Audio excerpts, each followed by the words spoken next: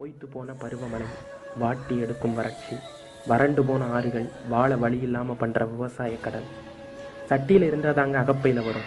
இங்கே சட்டியிலேயே 1000 ஓட்டை இருக்கு. அப்புறம் எங்கே உங்கள் கடனை திருப்பி கட்டுறது? தண்ணியை திறந்து விடுங்க உச்சநீதிமன்றம் சொல்லியும் மதிக்காத பக்கத்து வீட்டுக்காரன். மாட்டுக்கு கூட தண்ணி காட்ட முடியாமல் மருந்தெடுத்தே சாகிற இந்த விவசாயிங்க ரொம்ப பாவம். காவிரி நதி நீர் ஆணையம் அமைக்க கேட்டு கேட்டு நரைச்சு போய் உசுர விட்ட காட்டாக்கள்